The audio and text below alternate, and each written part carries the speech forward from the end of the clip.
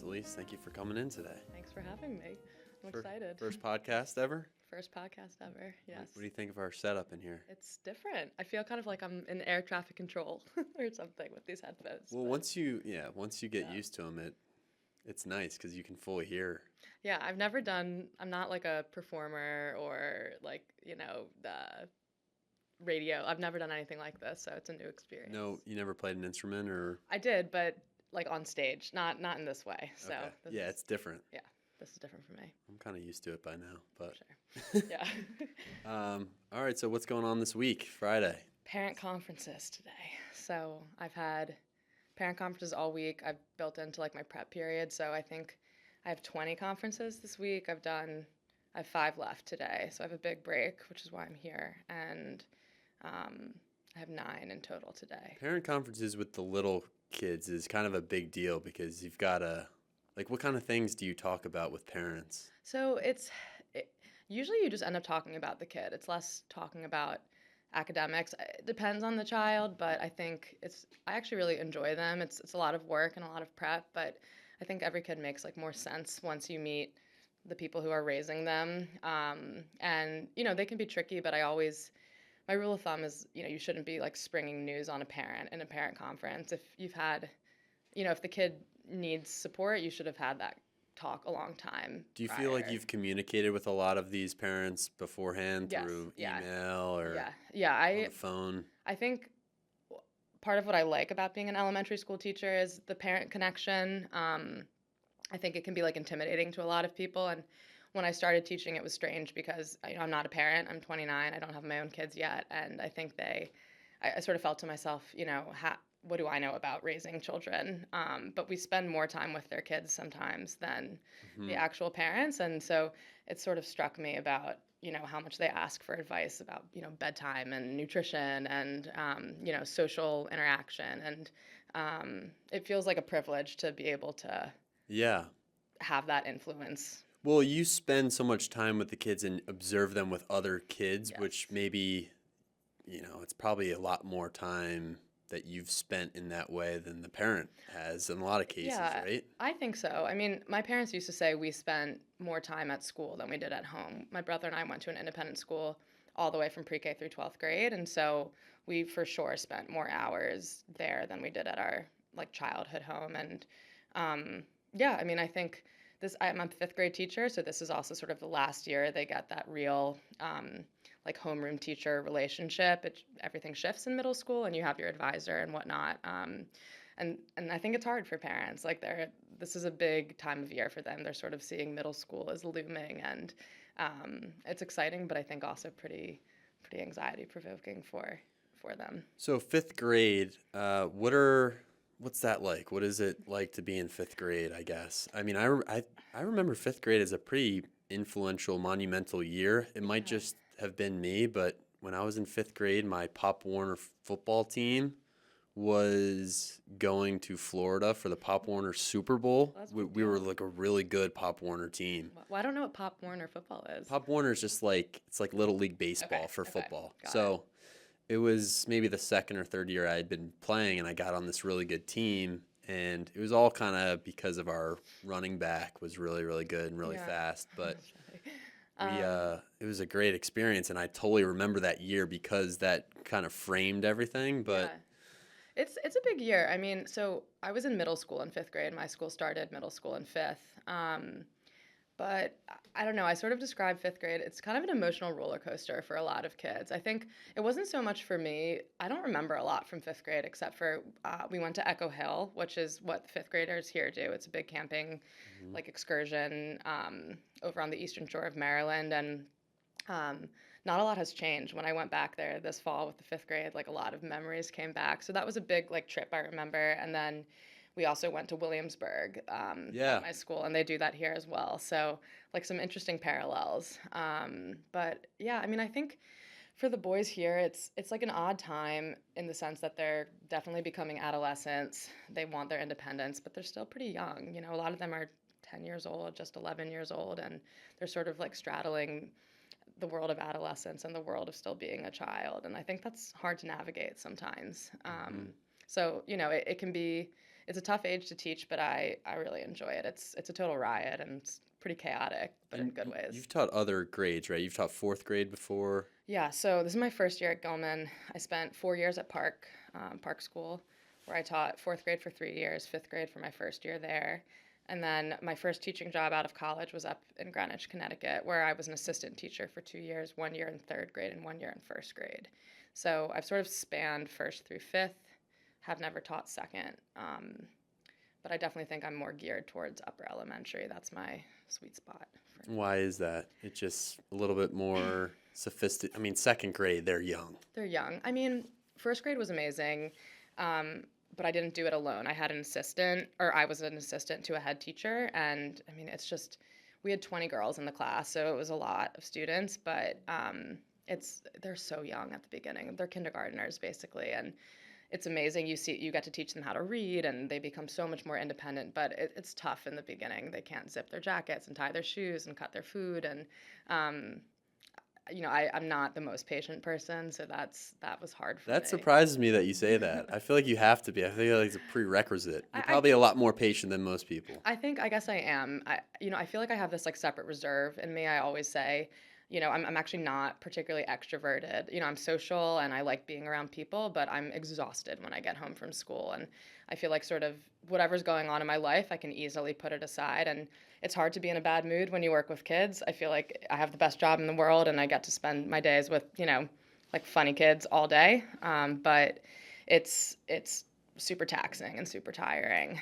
I was thinking about that because a lot of people in their jobs outside of, I mean, I just know the world of teaching, they get home and they want to do something social. Like they want to go out on a Thursday night, definitely a Friday night. You want to go out by Friday. Like tonight, I'm psyched to just do nothing. Me too. I have no plan. Like my Fridays, I'm usually in bed by 9 o'clock, and I just like need that time alone to recharge. I think a lot of my friends who don't teach, they sit at a desk all day. They're not interacting with people, and I couldn't imagine doing that. But it definitely means my weekends are usually a lot less socially packed than the average person. Yeah, because we're on all the time. We're always in a conversation with somebody. We're always, you can't be half speed Yeah. teaching because you're talking to someone. You're trying to figure out an issue. You're not just in a cubicle or Yeah. kind of behind the scenes. You're actually face to face with people all day long. Yeah, no, it's pretty. I think I didn't realize that before I started to teach, and I'll never forget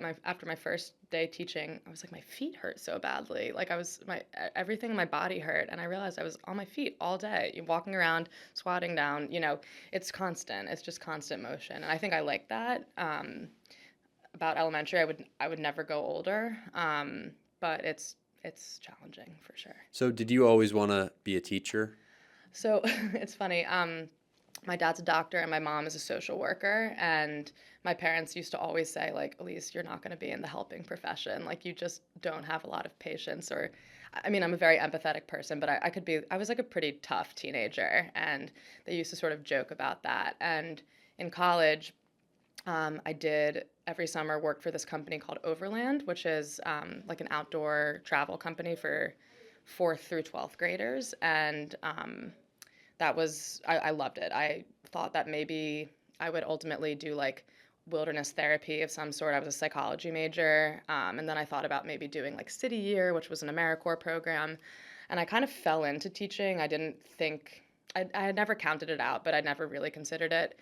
But I had a friend who was looking at jobs senior year, and she found something through Carney Sando. Mm-hmm. It was an assistant teaching program in Greenwich, and I'd never really heard of Greenwich, Connecticut. I had no connection to it, but it seemed like a cool gig, and they paid for part of grad school, and you got exposed to a bunch of different grades. And I knew I didn't want to be in like New York City, and I knew that New York had all of these kinds of programs, and so I was like, well, I guess I'll apply to all the schools in Greenwich. So I applied to Greenwich Academy, Brunswick, Greenwich Country Day School, and ended up getting a job at Greenwich Academy. And I feel super lucky.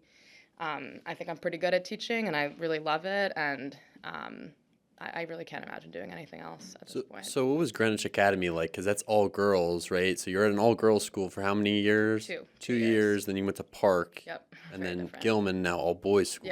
Yeah. So I've liked all of them. I think Greenwich Academy, it was my first teaching experience, and it was an amazing place to work. They treated you very well. I mean, you got breakfast and lunch every day, Good five food. super good food. I mean, we would bring containers and like bring it home for dinner, Hmm. stuff like that. And it was a lot. I was going to grad school at night, teaching all day. It was my first 2 years out of college, and it was busy, but I'm still close to the two women I worked with as my head teachers, and I credit them to a lot of what they taught me how to become a teacher in a lot of ways. So were you going to grad school in the city? Yeah, so at Greenwich Academy, you could either go to Bank Street, which is where I went in Manhattan, or a place called Manhattanville, which was in Purchase, New York, up in Westchester. And so a group of us would commute in once or twice a week to the city. We'd actually drive. It was easier than taking the train because we'd have to get to class by 4 or 4:45, Sounds I like a think. nightmare. Yeah, it was crazy. It was crazy when you think about what we did, but it was so much fun. There were a ton of young teachers. We all lived together. It kind of felt like an extension of college in a lot of ways. But I wouldn't have done it differently at all. I finished my degree in 2 years and was ready to leave after 2 years and have a classroom on my own. So I think they did its job for sure. But it was a very busy time. What was the degree? Is it elementary education? So general childhood education, first through sixth.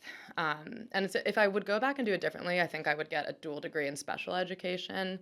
But I've only worked at private schools, and I think I was under the impression that that degree wouldn't be useful in a private school, which is completely false. I'm realizing, so many kids have different learning needs, and we were required to take one special needs or special education course. And the biggest thing I took away was that all students benefit from accommodations, right? And if, the best teachers, you don't know which kids are getting accommodations because they find ways to weave them in for every child. And that really resonated with me. And I think that would be an area I think if I would continue my education, I'd probably learn more about because I feel like it's always relevant. And, at all three schools I've worked in, there have been kids who've had definitely significant, learning needs. So what do accommodations look like in the lower school? I mean, I know in the upper school you can have more time Yeah. for a test, or the teacher is aware that you have ADHD and Yeah. ADD, or dyslexia is another one Yeah. that I admit that when I got to Gilman, I had no idea Yeah. the extent and the difficulty that dyslexia brings, right? Your Yeah. letters are all, but it makes reading and writing almost impossible. Yeah, the interesting thing about dyslexia, I've done like a lot of my own research about it. If you can intervene early, kids have a really good chance of, being back on grade level, being a successful reader and writer. But I think there's a big shift right now going on in teaching literacy and teaching kids how to read. And it's sort of moving from this like whole language approach where you look at words and you memorize them to really focusing on the sounds and phonics and all of that. And so I know the lower school at Gilman is doing a lot of sort of overhaul in terms of how they teach reading and writing and phonics, and it's really good stuff. But in terms of accommodations, I mean, extra time, a lot of kids, will end up qualifying for that. Um, Something as simple as like more space on the paper or graph paper or grid lines to help kids line up numbers. Voice to text for kids who are dysgraphic and struggle with that physical act of handwriting is a big one. I mean, technology is amazing. There's so much out there that even I don't know about. But those are definitely big ones. Taking tests in a reduced distraction environment. So we just had ERBs, which are like the lower school, Hmm. standardized tests. I remember taking them growing up, and so there's a bunch of kids who will go into a quieter room, or they just have sort of extended time and just sort of less distraction, So basically. how is the handwriting in the lower school? So I've been super impressed coming to Gilman. Part of why I wanted to come to Gilman was I wanted to be in a school where I felt like there was a little bit more of a focus on foundational skills. Park was amazing. It's like progressive education through and through, and it's very child-led, which I think can be fantastic. But sometimes I felt like there wasn't enough of an emphasis on direct instruction in terms of like the most basic things, handwriting, spelling, things like that. So the handwriting at Gilman, I've been very impressed with it. A lot of the teachers who've been there for a long time, they're like, oh, this handwriting's, not great. The kids who come in from Calvert have really good Hmm. handwriting. They have like the Calvert script there. But right now, handwriting's taught explicitly up through third grade. So starting in second, they learn cursive. And then in third, they learn uppercase cursive letters. And then by fourth grade, they really just, I don't know many teachers who say you must write in cursive in fourth and fifth grade. I don't really care as long as I can read their handwriting, which sometimes I can't, and they have to go back and do it again. I'm curious why people teach cursive. So there's actually a lot of research. I don't know how many like actual schools have adopted it, but that you should teach cursive first, which is interesting. And if you think about it, it makes sense. So there's less you start at the same place on the line when you're for all cursive letters, I believe. You're not picking up your pencil each time. Hmm. So for kids who struggle with fine motor, like the fluidity of it is actually it's can be a lot more helpful. And for kids who struggle with reversal, so B's and D's and P's and Q's, Hmm. cursive can eliminate a lot of that. So I know in Montessori schools, they actually, I think, teach cursive first. And there is sort of like this school of thought that, especially as students are learning to blend sounds together to go from, like at to cat, the cursive helps you since it's sort of like that connected text, if that makes sense. It's supposed to help in that. So I don't know. I would love to do like a case study on a kid and just teach them cursive, before they know how to write and see. I don't know, maybe on my own kids someday I'll teach them cursive first. Yeah, I'm kind of, I mean, this is an interesting week to do this podcast because I'm kind of disillusioned with a lot of things that we commonly teach that I think are important because Yeah. of Chat GPT, which I've had a couple honor cases Yeah. with people. I mean, it's so easy and it's like it will write a 5 paragraph essay for you in 0.2 seconds. And if that is going to be the future and, Yeah. what Google, it's going to be Google. It Right. basically is. Right. And so I'm like, oh, maybe we need to go back to like notebooks and blue books for essays. Yeah, where I went to college, in a lot of my classes, we weren't allowed to have computers. I went to Kenyon College, which they have a really big English department, and this wasn't even in English classes, but a lot of my professors were like, and this was in 2012 to 2016, so not that long ago. They were like, nope, you have to take notes by hand, which is interesting now that I think about it. Oh, well, I've heard Yeah, that is a really good way for people to learn how to just learn material, to yeah, put it pencil to paper yeah, instead of, some people would come to lecture in college and just bring their computer and type everything that right, the professor yeah, says, and you don't actually listen to right. You're anything. not listening at all. So yeah, it's interesting. I mean, I think it depends on your learning style probably, but you know, with fifth grade, we're trying to teach them how to take notes, and I mean, it's a hard skill to learn, and it doesn't just come naturally to people. It's it's so easy for us, but you realize when you teach younger kids, like how much has to be explicitly taught. Um, and yeah, so it's interesting to sort of see things through their eyes again. That's part of what I like about it, I think. One thing that I love when I come down to the lower school, I come down to this, I think, second or first graders to read sometimes. Yeah, And I just love the little tricks that the teachers, like yeah, Dia Matthews is so good with, like turning out the lights or yeah. clapping and getting everyone's attention, which is Right. unbelievable Well, and because, no one teaches you that in grad school, right? It's not like in grad school, I didn't have a class on classroom management, but so much is just watching and listening. And I feel like the best teachers copy. They look at teachers who they admire and they sit in and they observe. And that's how I learned a lot of, what I've done. And it feels so second nature to me. But I know, right, if you're not used to doing that, call and response and, little chants and whatnot. Dia's amazing, though. We're next to her kindergarten class and just how she like structures the kids going to the bathroom. She has them do frog hops to the bathroom and like push-ups and then go to the bathroom and then sprint back. That's tough with that age. So you gotta yeah. have a lot of tricks up your sleeve.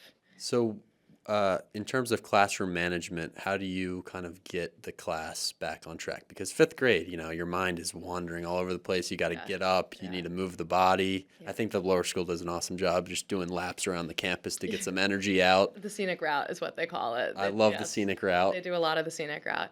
I mean, I think it's part of it is right. They come in at 7:30 in the morning and they go right out to recess. So you get a lot of kids who've come and already run for 30 minutes. I mean, they come in sweaty in fifth grade in Hmm. the morning and they smell, and so that definitely helps them focus. But I think from a management standpoint, the most important thing is at the beginning of the year being so deliberate and so intentional about, your community rules, your expectations, and even if it seems silly, like practicing them. And I did that with fifth grade this year. Like, let's practice, coming in the classroom, and let's practice going to the rug, and I mean, it's mind numbing at points, but they need it, and they need just the repetition and the routine.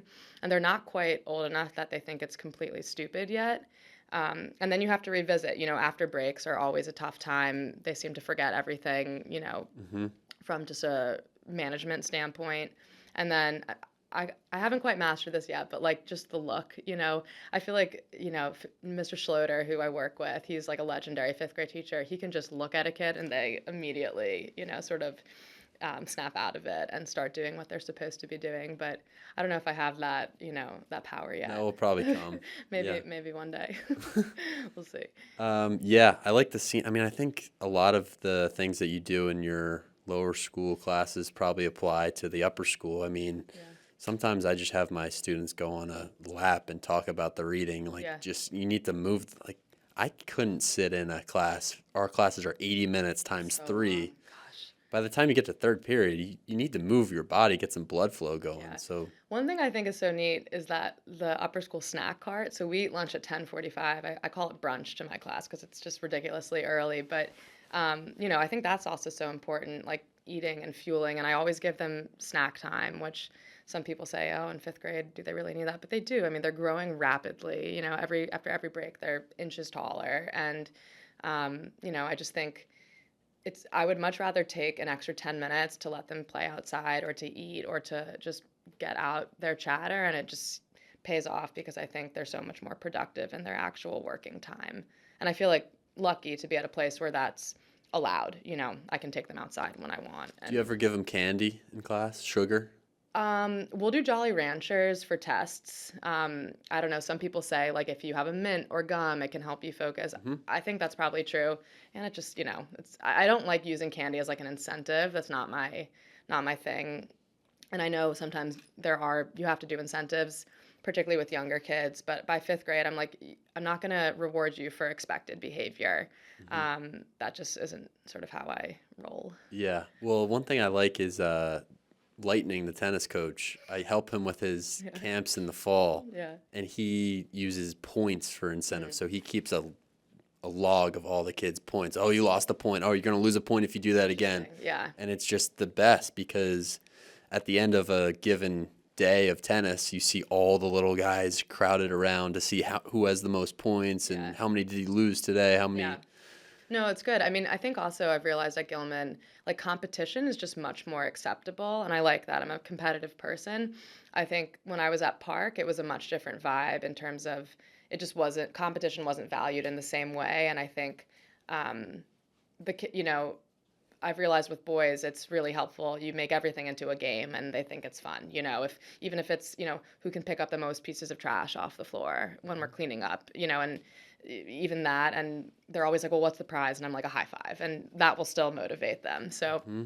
I think, they think it's a little bit silly at this point, but they're still sort of buying into it. And that's been fun to be here for that. Yeah. Yeah. Who doesn't love that? I know.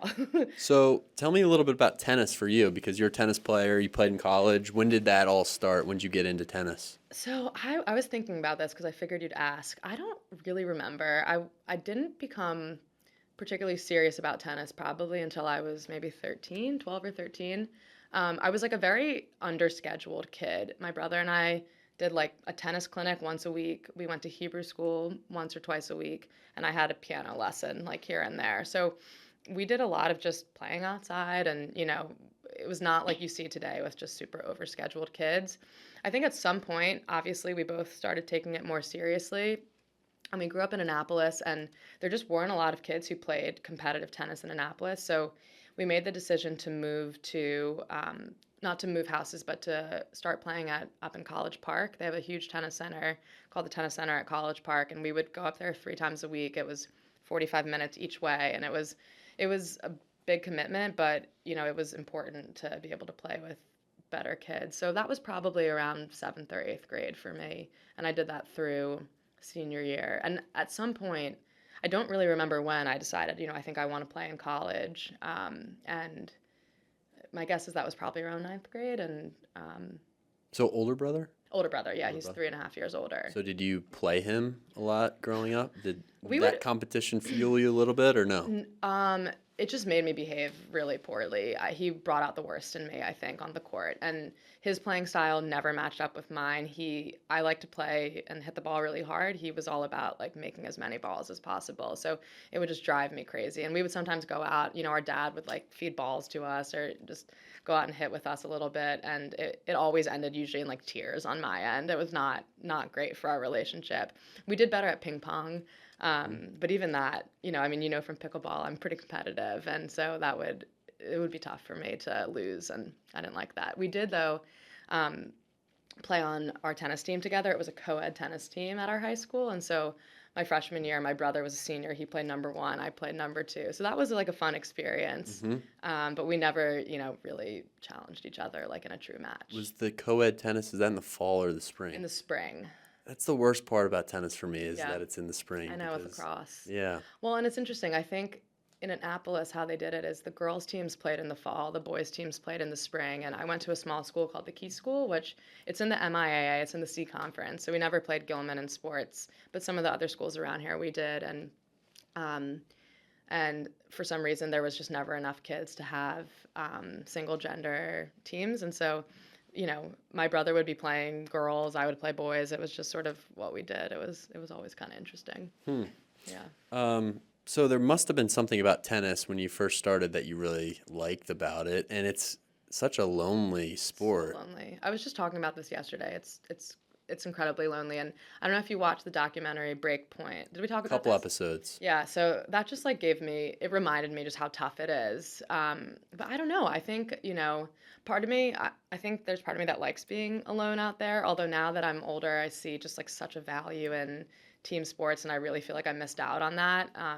College, obviously, it was a team aspect, but it's still different. You're still having to directly compete against your teammates for a position on the team. I mean, all throughout the season, you're having challenge matches. Like, it can be really cutthroat. But I do think there's something nice about, like, only you're to blame. I mean, it's a little different in doubles, but if something goes wrong, like, you can't put the blame on somebody else or say, oh, it was the team. Like, it's all on you, which I think is almost easier pill to swallow than letting someone else down. I don't know. I think the reason I like tennis so much, and this is maybe why the Breakpoint, I've only watched a couple episodes, but I'm going to really get into that show when I have time to watch it, and why Kyrgios is, I love Kyrgios. I'm not a fan of him. I think it's just, and this is interesting, maybe you could comment on this because you studied psychology, but I think it's cool just to break down the inner game of tennis, the mental component, and like why. I think Kyrgios is relatable because you do feel, most people do feel like that. They don't act it out like he does. Yeah. But it's so frustrating. Maybe there's benefit. I think there is benefit to like letting out emotion on the court. To be at one point, I remember my college coach was like, "You're completely stone faced. Like there's nothing," and it actually might be beneficial to like let a little bit out, whether it's positive or negative. But I think it's just so easy to spiral when you're frustrated. But I don't know, maybe that's what he needs. I think I struggle with him. Just, he could be so much more successful if he just took it more seriously. But I guess if he's okay with what he's doing, then I don't know. It's his career, it's his life. But the behavior on the court kind of puts me off a little bit. I don't know. My parents were really big on like, if you throw your racket, you're off the court. Like if you curse, you're off the court. We're not going to pay for you to play a sport and buy you a racket and then have you smash it. It's which a lot of kids do. So I think that was a challenging thing about tennis, and I almost have like a visceral reaction watching it as an adult. It makes me sick. In other sports, people just call that passion. That's true. Tennis is just it's. I don't know. It's like there's this old-fashioned element where you're sort of expected to be prim and proper, which no one ever really told me I had to be, but I don't know. I've always seen it as a sign of strength, as somebody who can control their emotions. But also, in life, it's important to let out your emotions, and I fully realize that as well. So I don't know, it's kind of an interesting double standard there. Do you have a favorite tennis player? Um, I don't, I don't watch a ton of tennis. I got more into it when I watched Breakpoint. I love Francis Tiafoe. So Francis played at College Park when my brother and I did. Oh, wow. Yeah, I don't think he would remember me now, but I certainly remember him. I mean, and he has a really interesting backstory. He was always younger than both of us, and just, you know, constantly hitting against the wall, working super, super hard. He knew everybody's stats. You'd come in from a tournament, he'd be like, I heard you lost 6-0, 6-0, in that low level tournament up in Frederick, Maryland. I mean, he was on it. He was obsessed.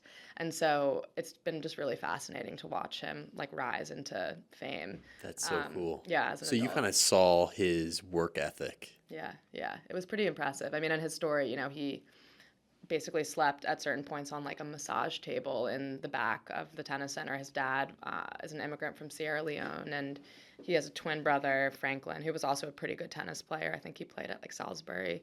And I mean, but Francis just like really took to it, and I think a lot of kids sort of snubbed their nose at him because tennis is a pretty wealthy sport. He was sort of this kid who was always in like hand-me-down clothes and just sort of puttering around. And I mean, he surpassed everybody, and he always worked incredibly hard and had just like such a love for the game. Yeah, it's such a great story. It is. It's a great reminds me a story. lot of this guy I grew up with, Mikal Bridges, who's on the Brooklyn Nets, and he was on the Phoenix Suns for a while, but he played on my middle school basketball team at TE Middle and barely got on the floor. Like, he wasn't in the starting lineup. We'd put him in at the end of the game, maybe if we were up, but he wasn't one of the guys. But he would be at the YMC every single day. Yeah. Every time he went to the Y, he'd be playing pickup. Yeah. All of a sudden, he shoots up, he gets big, he starts dunking, he's going to Villanova for basketball. Now he's, I know. I think about that with my students because they love football, they love basketball, and I'm always like, I wonder which, I don't know if any of them are going to become professional athletes, maybe, but I just think being at a K through 12 school, it'll be interesting to see them sort of grow up and grow into themselves. And they're so proud to be Gilman students. They say, oh, I can't wait to play on the football team or on the basketball team. And, I think that'll be really neat to be here hopefully long enough to see them, develop into that. So what was it like for you playing tennis in college at Kenyon? And, did that, I guess, increase in, the seriousness of the sport for you? Like, how did that play out? Because I know firsthand experience playing at the next level is such a different, so much pressure. Yeah. It's a lot different from, growing up and playing and probably being the best player and all of, second on your team in high school. It was a low bar in high school. It was a very low bar in high school, but it was different. I loved it. I would do it again in a heartbeat. It was also challenging and really complicated. I think the dynamics of being on, an all-women's tennis team, there was a lot of drama a lot of the time, a lot of, really competitive girls. And it was tough for me in the sense that I love tennis. I loved it. I don't think it mattered to me enough to be so competitive to like put my friendships at risk, which sometimes felt like would happen. So that like the social piece of it was hard for me to navigate. As competitive as I am in like a lot of aspects of my life, I think I was never competitive enough to be really, really good at tennis because it just wasn't worth it to me it just didn't feel like almost true to myself sometimes to be like cutthroat on the court. But I loved being part of a team.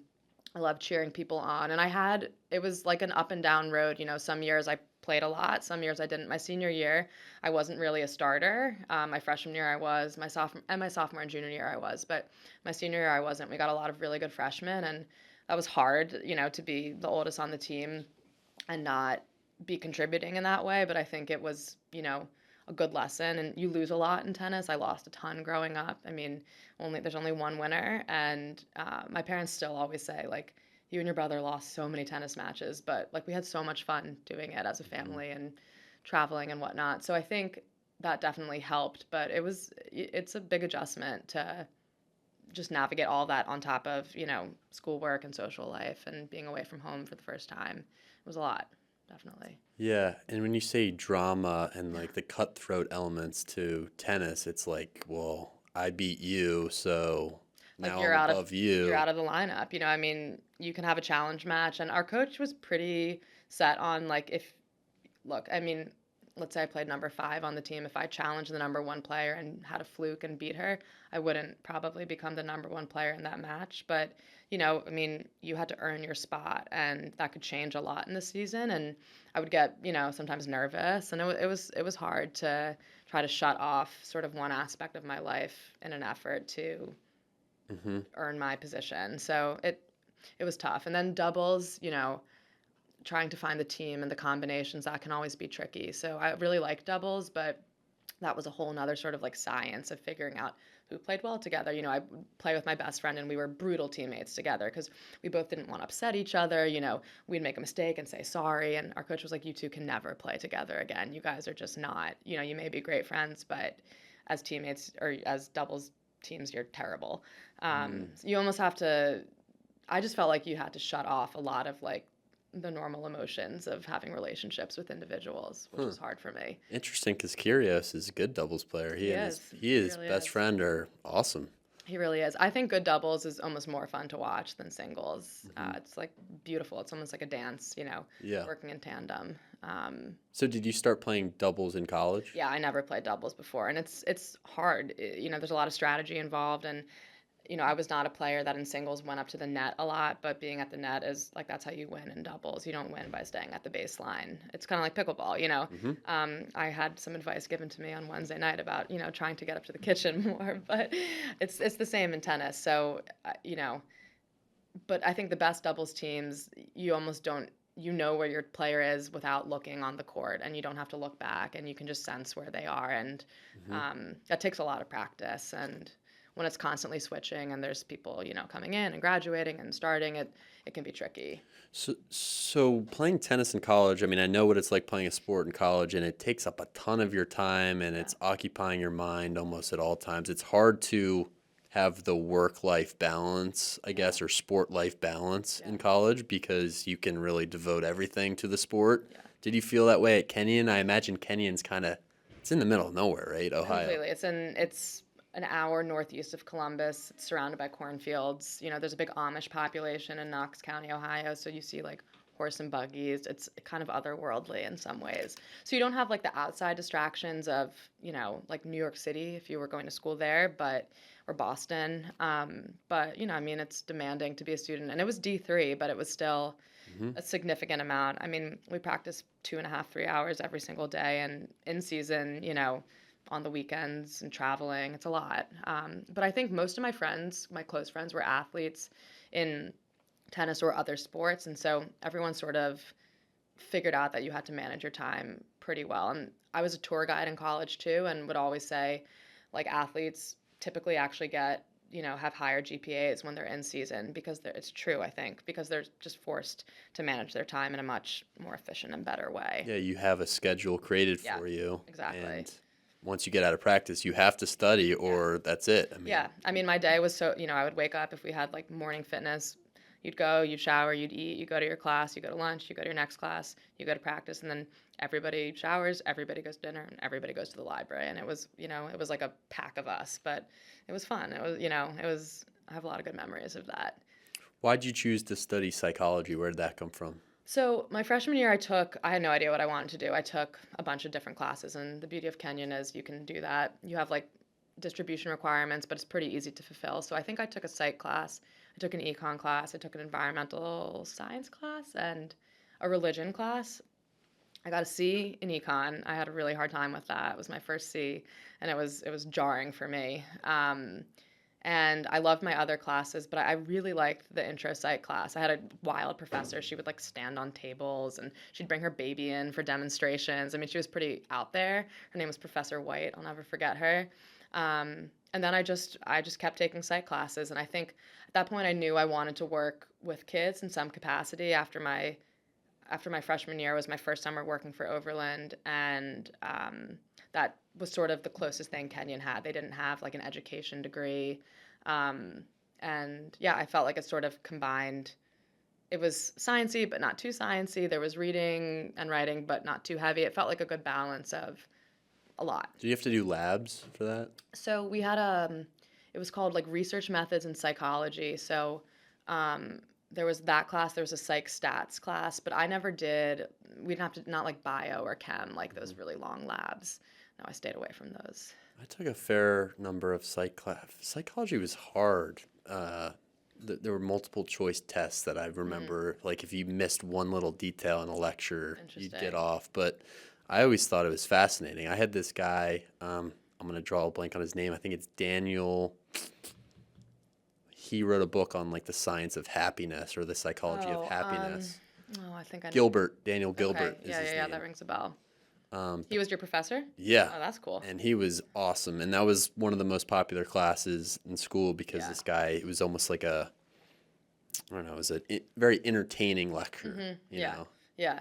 Well, Kenyon was small, so my biggest psych lecture was 30 people for intro psych. So, I think at other schools it's probably 200 people sometimes. So, nothing ever felt like this massive lecture that I had to sit in and, Hmm. everything felt like very personal just because of the class size there, which I think also helped because a lot of the intro classes were, would have been really large elsewhere. Hmm. But I really liked it. Did you like the size of the school? I did. I went to a key school was really small. I graduated with 45 kids in my grade, and I went there for 15 years. So it was a lot of time with the same kids. So Kenyon was 1,600 kids, which is tiny, but felt big to me. I like that I could go anywhere and know somebody, but there were still people by the time I graduated who I was like, who's that? Hmm. At Hmm. graduation, I remember being like, how do I not know who this person is? But the size didn't bother me. I think had I come from maybe a large public school, it would have felt different, but it definitely worked for me. What are the schools that you played in your league? I imagine a lot of long bus rides Yes. from the middle of Oh gosh, Ohio. so many. So Kenyon was part of the North Coast Athletic Conference, the NCAC. So we played Denison was our big rival, Hmm. Oberlin, Worcester, the College of Worcester, Ohio Wesleyan or OWU as we called them. And then we did a lot of, DePauw was another big one. It's the school in Indiana. Hmm. Schools I had really never heard of. I was very anti going to Ohio. It's weird how I ended up there, but every year we had like a 14-hour bus ride to Madison, Wisconsin for a big tournament. That was always a tough one. We'd go to St. Louis sometimes, Chicago. We'd play University of Chicago, Wash U. And then for spring break, we would usually travel somewhere. So 2 years we went to California, 3 years we went to California, and then 1 year we went on a this is brutal. We went on a bus with the men's team because we all had the same coaches and did a deep south trip. So we Wow. drove from Ohio, we stopped in Tennessee and played Sewanee, and then drove to Mobile, Alabama, right around Mardi Gras, and we played a bunch of schools down there, like University of Western Florida. We went Huh. to Pensacola, and then we ended in Atlanta and played like Emory and a couple of other schools down Emory's there. beautiful in Emory's Atlanta. beautiful. They're also really good at tennis. Really? Yeah, they have very strong tennis down there. Tennis and swimming, which are Hmm. also Kenyon has pretty strong tennis and swimming. So that those are always good matches. Huh. I Yeah, know Swanee, people love that it's place. beautiful too. I think there's some I forget they have some name for it like the something of the South. University of the University of South? the South, yeah. Yeah. And Kenyon's pretty beautiful. When I was looking at schools, that was the thing I cared the most about. Interestingly, I was like, I want to go somewhere that's beautiful, Yeah. which is important. I Yeah. like to be outside, but it was literally what like drove my drove my college search, which is kind of odd. You visited Kenyon before you went there and it was what you expected. Yeah, so I looked at I knew I wanted to play tennis in college, so I looked at mostly small liberal arts schools. I looked at a lot of NESCAC schools. I also looked at a couple of D1 schools. I like Bucknell and Colgate were the two. And my parents were like, what about the school Kenyon? And I was like, "Ugh, I don't want to go there. Why would I ever go to Ohio? A kid from my high school had gone there who was kind of just different, and I was like, everybody must be like him. And they were like, you need to relax. Just go give it a shot. And I liked it. When I looked at schools, there was never a place where I went to where I was like, I must go here. I didn't have that like aha moment Hmm. like a lot of kids did. Every school I went to, for the most part, I was like, I think I could be pretty happy here. And that kind of stressed me out because I thought I was supposed to have sort of that aha moment. And I love the coach at Kenyon. I still talk to him today, Scott. He had a good relationship with him. I had a good chance of getting in there, and so it kind of just sort of came down to it. I was like, I think this is a good fit. I'll apply early, and I kind of want to be done with the process. And by December of my senior year, I knew I was going there, and I don't regret it at all. But I kind of I kind of wanted to be done with it, honestly. The Yeah, college after four process, years. it was a lot. Um, So is there a lot to do outside of Kenyon in terms of outdoor activities? Is there hiking there? Or like what can you do off campus? Or did you feel like you're isolated at Kenyon College? it's beautiful, but you're pretty isolated. You're Hmm. not like you can go to Columbus, not for outdoor activities, but there's a great mall in Columbus for people who like to shop. That's like a, for when parents come and visit, they'll usually take you out there. There's a beautiful river that runs through campus called the Kokosing River, so people can float down that in the summer and spring, which is nice. There's like running trails. There's not mountains. Hmm. And I didn't, unfortunately, playing tennis, the one thing that I felt like I really sacrificed in college was I couldn't like do a lot of outdoor stuff during the year. There was a really active outing club and I just couldn't really be part of it because of tennis. But I think if I had gone somewhere else and not played, I think that would have been what I would probably channel a lot of like my outside time into because I love that kind of stuff. After you graduated, you got into that outdoor, what was, Overland. So yes. Overland So program. Overland, it's a company based in Williamstown, Massachusetts. So where Williams College is, and they go to a bunch of, they go to Ivies, they go to NESCACs, small liberal arts schools, and recruit for leaders.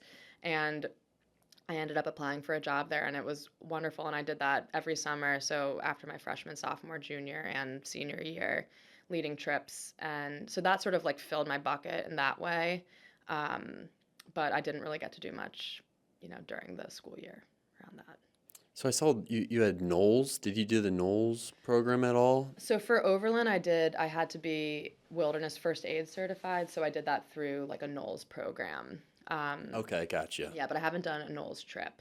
Um, I would love to at some point. Yeah, They have stuff for teachers and educators, which would be really cool to get a grant to do that yeah, at some point. But I haven't done a trip like as a student there yet. gotcha. Yeah, yeah. All right, well, that sounds good. Yeah, I mean, the Overland program sounds like it kind of got you into, I mean, you knew you wanted to be a teacher, but I guess, Yeah, I think confirmed that for you. it was very formative for me. I love being outside. I think seeing kids in the outdoors is like a really interesting perspective. A lot of these kids had never, really been outside and camped before. And I guess over my time there, I started working with younger kids, when that's sort of like the entry level. You work with fourth and fifth graders who have, most of them have never been away from home before, never camped. It's tough. Hmm. And you're doing like local trips in New England, and then my third and fourth summers, I worked out west. So my third summer, I led trips in Colorado, and my fourth summer, I led trips out in Washington State and like the North Cascades. Oh, cool. Yeah, it was My beautiful. sister lives out there, and I Oh still yeah. haven't Oh, you have to go. gone to visit, Go but in the summer is what everybody says. yeah, It's beautiful in the summer. Um, but it's yeah, I would love to go back again, like without children, and just sort of be able to experience it on like my own speed. But it was stunning out the there. problem is the travel. I mean, it takes forever to get there, and I always check the flights, and it's like, I don't know if I'm gonna Yeah, pay that to go I for a know. weekend. That was the beauty of Overland. It's like you got paid almost nothing to work there, but you were getting basically free travel. You were working 24 hours a day, 7 days a week, but it felt so worth it to me. You're going to these places for free, besides the work, and it's a neat place to experience, or a neat way to experience travel. And it kind of reminds me of being at Gilman. Like it was always somewhat chaotic, and it's usually two young adults, a male and a female. I think now sometimes they have three leaders. It's changed a little bit, but and then usually 10 to 12 kids. Sixth, seventh, eighth grade. It's a lot. You have a van, and you're sort of meandering around the woods for 2 weeks, but it was a lot of fun. First first year at Gilman, seems like you're really liking the place. Hmm. Um, what have you enjoyed, I guess, about your first year? Just being in the lower school, and it's been a bit of a change from Park, but in a good way, it sounds like. Yeah, definitely. I think I could have been very happy staying at Park for the rest of my teaching career, but I felt like I was 28. I just want to try something different. It's the best way to learn. Gilman had a really good reputation, and I had tried all girls. I had worked at co-ed, so I was sort of drawn to the all boys. And I felt like when I was at Park, um, I just found it more interesting to sort of like deal with the complexities of teaching boys. So I've loved that aspect of being here. Part of me can't really imagine going back to teaching co-ed, just because I think it's really fun to teach all boys. I have a fantastic group this year. I love my class, and I was saying today to a parent, maybe you feel like some sort of allegiance with your first class, but they're like exceptionally kind and exceptionally sweet and exceptionally funny, I think, and so I adore them. How many boys are in one class? 15 usually. 15. It's a 15. lot to handle. It is. No wonder you're exhausted. Yeah, it is. It is, but I don't know. I think the special thing about being an elementary school teacher is like you get to create that little community, and um, conferences are fun because you sort of get to reflect back on the year, and like we've come really far. I'm always nervous in the beginning of the year to think like, are we going to form a relationship? Are they going to like me? Are people going to get along? And it takes like a lot of intentional work, but I think it pays off. We like it's sort of like a well-oiled machine at times with chaos, but it's been wonderful. I think I really like it. So one thing I think is true about all teachers, but especially lower school teachers, middle school teachers who are on all the time, and you said you get tired really easily by the Yeah. end of the day.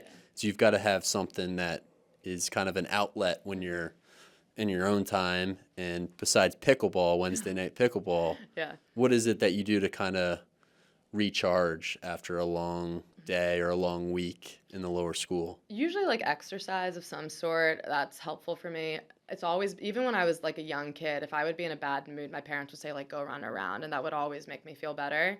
So I think exercise has been helpful. Um, my boyfriend and I recently moved to Hamden, so just like walking around and checking out the new neighborhood, that's been nice. I really like to drink coffee, so like trying new coffee shops. Hmm. That was really hard for me when COVID happened, and I couldn't, I couldn't just go out and do my work somewhere else. I don't like sitting in my apartment all day. I like to sort of be in a coffee shop or a cafe and like find, a good atmosphere like that. There's a good one there in Hamden on the corner, near the Dylan's Oh, Oysters. what's it called? That's a good coffee Like shop, a right? common ground, is that what it's Yeah, called? yeah, Yeah. common I've ground. only been there once. We live in a building with a coffee shop called Artifact, which is fantastic. They have Yes. Okay. phenomenal. It's dangerous to live in that building, but they have there's a lot of good ones. Bird in Hand is another really good Hmm. one, Hmm. by Hopkins. It's also a bookstore, Yep. so that has a really nice vibe. I'm trying to think what else. Well, there's a lot of good ones. Baltimore has definitely some good I used to coffee post up shops. at Artifact Yeah. a little bit. That's Yeah. a good spot. It's a great spot. You can spend a lot of money there when I have a building discount, which is nice. Yeah, they But don't give you a free refill, which I usually like. no, they don't. But if you If you live there, 10% off. okay. So that adds up eventually. And you have that barbecue place across the street. That's a good Blue spot. Pit, yeah. Yeah. There's a lot of good food, a lot of good drinks. I like to cook. That's also another thing. I definitely cook more in the summer, or like try new things in the summer when I feel like I don't have like time against me. Sometimes during the week it feels just like robotic, like just get a meal on the table and eat something good and move on. But I like experimenting like that when Hmm. I have the time. Um, but honestly, it sounds kind of weird, as exhausting as it is. Like I it rejuvenates me to go to work, which I feel very lucky to be able to say. I think it, Hmm. in a way it does. As tiring as it is, I still love it, and it brings me a lot of joy. Yeah. Yeah. So let's get to your book recommendation because you have a Yes. conference coming up here. Yes. Yes. Kristin Hannah. Yeah. So this is. Should I hold it up to the camera? Sure. It's called The Great Alone, by Kristin Hannah. Um, this was probably the first book that I read like as an adult, not in college, like not for school, and it really, I think, like got me into reading. I love to read now. I don't have as much time during the year, but I love this book for two reasons. I like reading about dysfunctional families. I think that's like a genre that I find very compelling. I think in part the drama is interesting, but also I like the just like the psychology behind it and the dynamics. That's something I've always found really interesting to read about. And then it's about this family that moves to Alaska into the wilderness. So it sort of has just beautiful scenery, and like I find stories with sort of man versus nature really compelling, Hmm. and it combines the two things, I think, in a very good way. So I highly recommend it. So it's a whole family living in Alaska. Yes. So the dad's a Vietnam vet, and they have a 13-year-old daughter. The mom has a very interesting relationship with the dad. He's a pretty volatile guy, and it's just sort of about their experience, moving. I think it's from Washington State up into like the complete wilderness in Alaska and surviving and navigating all of that and just like the isolation and how that impacts the relationships and wears on people. It's fascinating. Interesting. Yeah. It's a good read. I highly recommend it. Okay, I love it. Thank Yeah. you. Have you ever read Into the Wild? I have. I've read Into the Wild. I saw the movie as well, but it's been a really long time. I feel like I could reread that. Have you?